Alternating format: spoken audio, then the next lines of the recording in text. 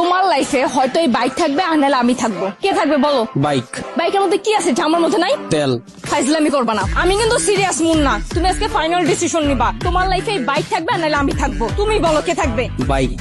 এত যে bike bike করতেছো, কি পাইছে বাইকের মধ্যে? হ্যাঁ, যা আমার মধ্যে নাই? ব্রেক। ব্রেক মানে? আমার এই বাইকের ভিতরে একটা ব্রেক আছে, ব্রেকটা যখন চাপ দেই ও থাইমা যায়, কিন্তু তোমার ভিতর কোনো ব্রেক নাই। তোমার থামতে বললে তুমি থামো না। তোমার সাথে রিলেশনে আসার পর থেকে বলতে পারবা কোনো কিছুতে তোমার আমি থামাইতে পারছি? আমার কোনো কথা এখন পর্যন্ত তুমি শুনছো বা আমার কোনো কথার দাম দিছো বলতে পারবা? কিন্তু ও শুনছে, ওর মধ্যে একটা ব্রেক আছে। ওরে যখন আমি চাপ দেই, ওরে যখন আমি থামতে বলি, ও থাইমা যায়, কিন্তু তুমি থামো না। তোমার আমি থামাইতে পারি না। তোমারে যখন কোনো কিছুতে না করি, তুমি আমারে উল্টা প্রশ্ন করো, এইটা কেন করব, ওইটা কেন করব।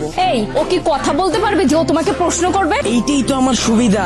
ওরে আমি যেমনে বলি, যেমনে চালাই, ও অমনি চলে। কিন্তু তোমার আমি যেমনে চালাইতে চাই, তুমি অমনে চলো না। ওরে নিয়ে আমার কোনো প্যারা না। তার মানে আমি প্যারা? অবশ্যই প্যারা। তোমারে নিয়ে আমি প্রতি মুহূর্তে আতঙ্কে থাকি। কোন ছেলে তোমার মেসেঞ্জারে নক দিল, কোন ছেলে তোমারে আবার ডিস্টার্ব করলো, কোন ছেলে তোমার প্রোফাইল পিকচারে যে একটা লাভ রিয়েক্ট দিল।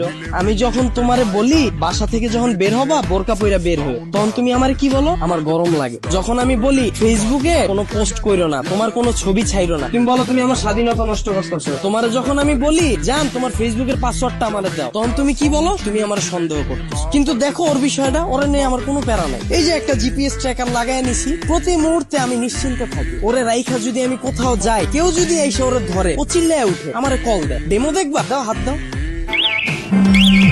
এই যে কল চলে আসছে। আবার তুমি দেখো যদি আমার কোনো ফ্রেন্ড বা আমার কোনো কাজিন আমার এই বাইকটা নিতে চায়, আমি নিশ্চিন্তে দিয়ে দিই। কারণ কি বলতো, আমার এই জিপিএস ট্র্যাকারের ভিতর লোকেশন সেট করা যায়, ও কতটুকু এরিয়ার মধ্যে থাকবে। আমার ফ্রেন্ড যখন এটা নিয়ে যায়, আমি একেবারে নিশ্চিন্তে ঘুমাই। কারণ এরিয়ার বাইরে গেলে আমার বন্ধু যাবে, কিন্তু ও যাবে না। ও কতটা লয়াল একটু চিন্তা করো। কিন্তু তোমার দিকটা একবার দেখো, আমি যদি তোমারে রাইখা বিদেশে যাই, সুরঙ্গ ছবির মতো আর ফান্নিশের মতো অবস্থা হইব আমার। দেশে এসে কি দেখুন জানো, আমার বন্ধু তোমার নিয়ে বাইকে গেছে। এখন তুমিই বল, বাইক রাখলে ভালো হবে না গার্লফ্রেন্ড? এত যে বড় বড় কথা বলতাছো, আমাকে নিয়ে লাস্ট কবে বের হইছো মনে আছে তোমার? তোমারে নিয়ে বের হয়ে আমার কোনো লাভ আছে? তোমারে নিয়ে বের হইলে 8-10টা মেয়ে যদি তাকায়, তাও মুখ ফিরিয়ে যায়।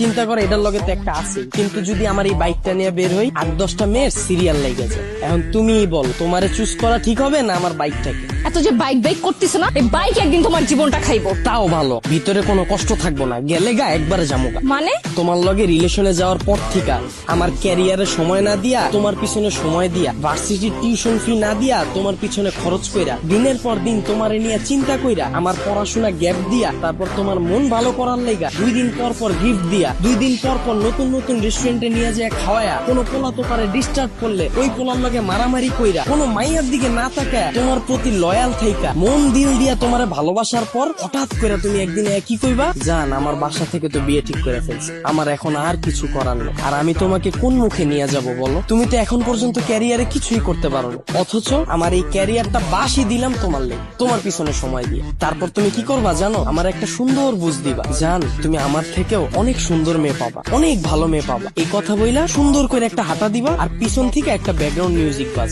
আর আমার অবস্থা কি হইব জানো? সারা জীবন এই ভালোবাসার কষ্ট নিয়ে সালমান খানের মতো জীবন যাপন করো, আর ওদিকে তুমি বড়লোক জামাই নিয়া ফুটফুটে সুন্দর 2টা বাচ্চা নিয়ে ওয়ার্ল্ড ট্যুর দিবা। এখন তুমি আমারে বলো, বাইক ভালো না তুমি? আপনারা অনেকে জানেন গত 10-15 দিন আগেও আমার পেজে শুধুমাত্র 2500 ফলোয়ার ছিল।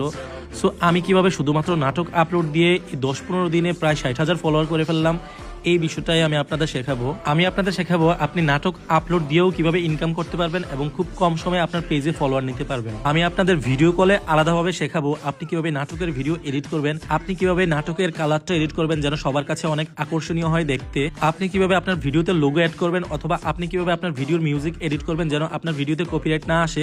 এই সকল কিছু জানতে আমাকে ইনবক্স করুন। অবশ্যই এটা পেড সার্ভিস। আমি যখন আপনাদেরকে সময় দেব, আপনাদেরও উচিত আমার সেই সময়ের মূল্য দেয়া। ধন্যবাদ।